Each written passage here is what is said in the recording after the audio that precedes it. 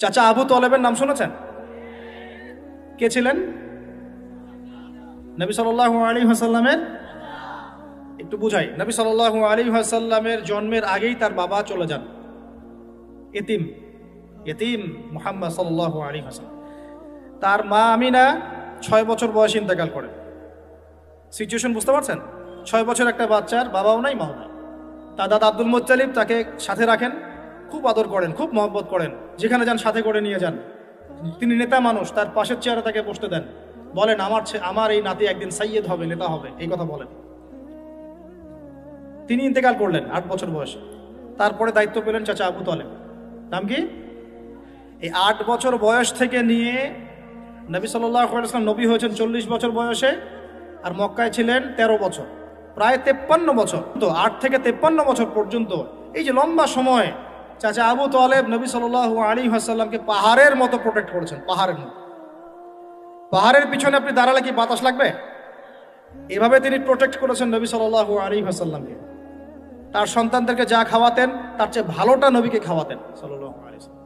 Special রান্না তৈরি করে তাকে ডেকে নিয়ে বসতেন, কারণ এতিম ছেলে, মনে কষ্ট আছে, হয়তোবা সবার সামনে বলতে পারে না, ব্যাপারটা বুঝেন না? তিনি এইভাবে ট্রিট করতেন। এমনকি নবী হওয়ার পরে আল্লাহর নবী সাল্লাল্লাহু আলাইহি ওয়াসাল্লামের বিরুদ্ধে পুরা সমাজ চলে গেল। কেউ গালি দেয়, কেউ বলে সাহের, কেউ বলে কাযযাব, কেউ বলে ফারিকুল জামা। মানুষ গালিগালাজ শুরু করলো, নিন্দা গীবত তহমত শুরু করলো, অর্থনৈতিক বয়কট শুরু করলো, সামাজিকভাবে বয়কট করা শুরু করলো। এমন কোনো অত্যাচার নাই যা নবী সাল্লাল্লাহু আলাইহি ওয়াসাল্লামকে করা হয় নাই। বুঝতে পারছেন কথা? এইরকম একটা সিচুয়েশনেও চাচা আবু তলেব তিনি বলছেন, তারা তোমার দিকে আসতে পারবে না দলে দলে যতদিন আমি আবু তলেব দাফন হচ্ছি না মাটির তলে। কথা বুঝতে পারছেন? তারা তোমার দিকে আসতে পারবে না দলে দলে যতদিন আমি আবু তলেব দাফন হচ্ছি না মাটির তলে। এইরকম মানুষ চাচা আবু তলেব। মানে আমরা যারা এখানে উপস্থিত আছি, বাংলাদেশে 16 কোটি মুসলমান, সারা বিশ্বের এই যে এত কোটি মুসলমান, তার মধ্যে বেশিরভাগ মানুষকে যদি আপনি এক পাল্লায় রাখেন, চাচা আবু তলেবের অবদানটাকে আরেক পাল্লায় রাখেন, ওই পাল্লা ভারী হবে ইনশাআল্লাহ। কিন্তু শেষ পর্যন্ত চাচা আবু তলেব কালিমা লা ইলাহা ইল্লাল্লাহ পড়তে পারলেন না। কথা কি বুঝতে পারতেছেন ভাই? নবী সাল্লাল্লাহু আলাইহি ওয়াসাল্লাম বারবার বলতেছেন, চাচা খালি একটাবার কালিমা পড়েন, আমি আল্লাহর কাছে আপনার জন্য সুপারিশ করব, আমি আপনাকে জান্নাতে নিয়ে যাব, চাচা খালি একটাবার সাক্ষ্য দেন, শাহাদা দেন।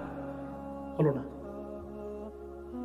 হাদিসের মধ্যে আসছে চাচা আবু তলেবকে জাহান্নামের সবচেয়ে উঁচু স্থানে রাখা হবে, যেখানে তার পায়ের গোড়ালি বা টাকনু পর্যন্ত আগুনে পুড়বে, এতেই তার মগজ টকবক করে ফুটতে থাকবে। নাউযুবিল্লাহ।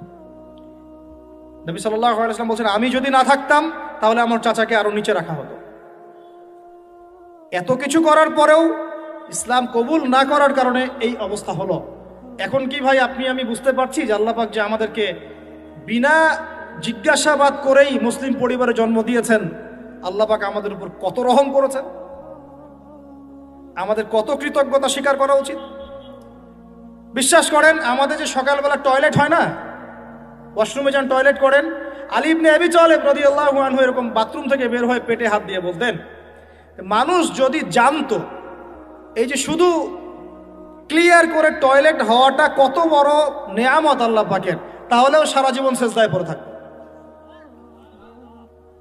আমরা এগুলা বুঝি না, শ্বাস নেওয়ার নেয়ামত বুঝি না, পানি পান করছি, পানি আল্লাহ পাক দিয়েছেন, এটা নেয়ামত বুঝি না, গরম পানিতে ওযু করে আসলেন নেয়ামত বুঝি না, সুস্থ আছি নেয়ামত বুঝি না, প্রত্যেকটা অর্গান ভালো আছে শরীরের নেয়ামত বুঝি না, রক্ত চলতেছে নেয়ামত বুঝি না। আমরা আল্লাহ পাকের নেয়ামতই বুঝি না, শুকরিয়া আদায় করি না। আর ওই যে কালিমা লা ইলাহা ইল্লাল্লাহ আল্লাহ পাক পড়ার তৌফিক দিয়ে মুসলিম বানিয়েছেন, এটা তো মোটেই বুঝি না। কত বড় নেয়ামত আল্লাহ দিয়েছেন আর কত ইহসান আল্লাহ করেছেন। এইটা জাস্ট আজকের লেকচার শুনে বুঝে বাসায় চলে যান, তাহলে ইনশাআল্লাহ আপনার একটা কৃতজ্ঞতাপূর্ণ হৃদয় সৃষ্টি হবে, এবং এই হৃদয়টা সৃষ্টি হলে পরেই আপনি আল্লাহর দিকে ফিরে আসবেন ইনশাআল্লাহ। তো যুবক ভাই, আপনি আমি যে এত পাপ করলাম সারা জীবনেও, তারপরেও যে আল্লাহ পাক আপনার উপর আমার উপর শাস্তি নাজিল করেন নাই, এই ঋণটা কি আপনি আমি শোধ করতে পারবো কিনা? বলেন, আমার সাথে কথা বলেন, পারবো আমরা? এই যে সারা জীবন সুদ খেয়ে যাচ্ছেন, আল্লাহ যে গজব এখনো দেন নাই, আপনি আমি কি এই ঋণটা শোধ করতে পারবো?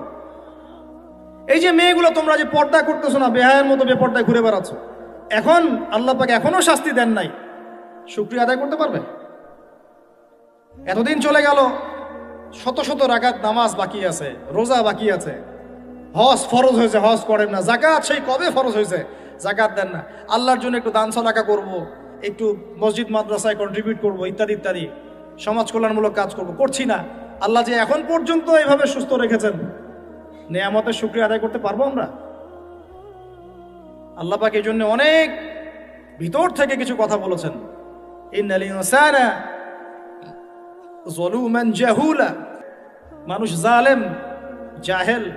সূরা আদিয়াতের মধ্যেও আছে, ওয়াল আদিয়াতু দাবহান, তারপর কি ফাল মুরিয়াতি কদহান ফাল মুগীরাতি সুবহা ফাআথারনা বিহি নাকআন ফাওয়াসাতনা বিহি জামআ। এরপরে আছে ইন্নাল ইনসানা লিরাব্বিহি লাকানুদ, নিশ্চয়ই মানুষ তার রবের প্রতি চরম চরম চরম অকৃতজ্ঞ। ইন্নাল ইনসানা যালুমান জাহুলা, মানুষ জালেম জাহেল। সুবহানাল্লাহ, আমরা কি আল্লাহ পাকের কৃতজ্ঞ হব কিনা ভাই? আল্লাহ পাক বলেছেন লা ইন শাকারতুম লা আযীদান্নাকুম, কৃতজ্ঞ হও নিয়ামত বাড়িয়ে দিব ইনশাআল্লাহ। কৃতজ্ঞতা একটা দোয়া আমার সাথে পড়েন, আলহামদুলিল্লাহ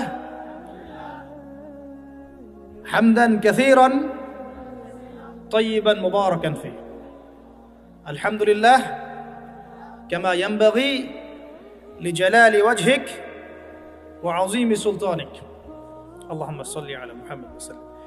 প্রিয় ভাইরা, অনেক রাত গভীর করব না, মূল কথাগুলো এটুক। আল্লাহ রাব্বুল আলামিন আমাদের সবাইকে যেন মুসলিম পরিবারে জন্মগ্রহণ করতে পারার এই নেয়ামতের শুকরিয়া আদায় করার তৌফিক দান করেন। শুকরিয়া আদায় করব কিভাবে ভাই? 5 ওয়াক্ত নামাজ দিয়ে শুরু করতে হবে। নামাজ নাই ইসলাম নাই, নামাজ নাই ইসলাম নাই। নামাজ না পড়ে 14 বার জানাজার নামাজ পড়ালেও সে ব্যক্তি জান্নাতে যেতে পারবে না।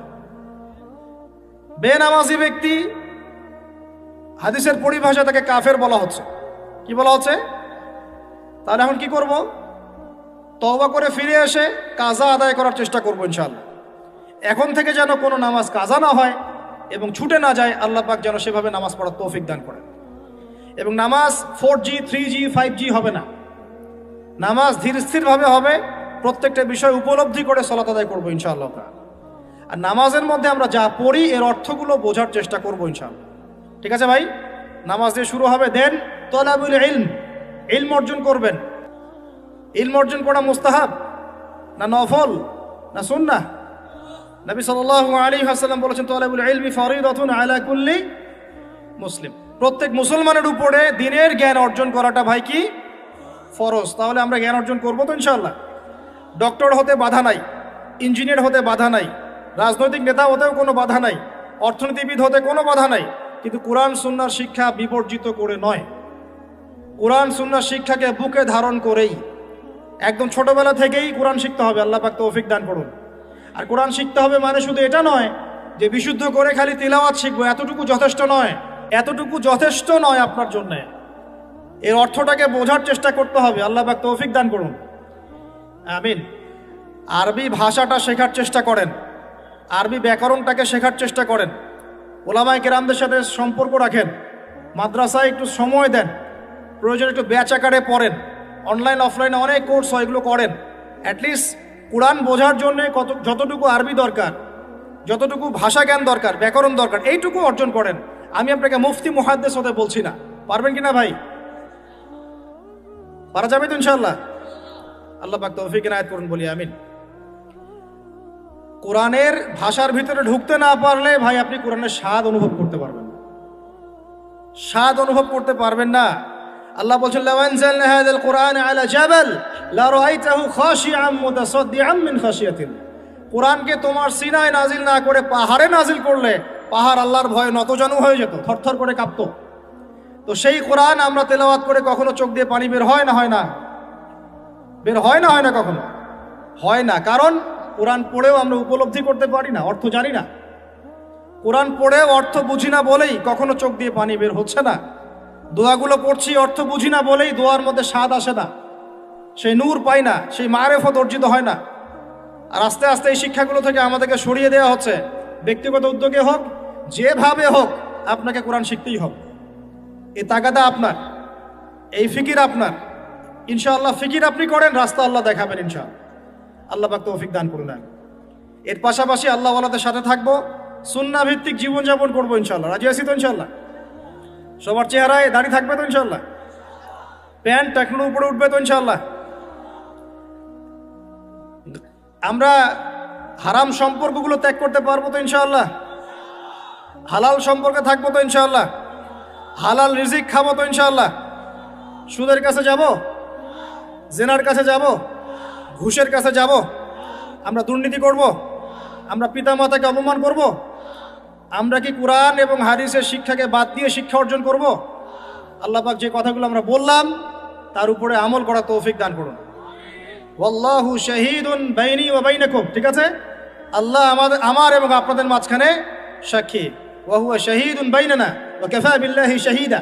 আল্লাহ পাকই আমাদের সাক্ষী, তিনিই সাক্ষী হিসেবে যথেষ্ট। ঠিক আছে?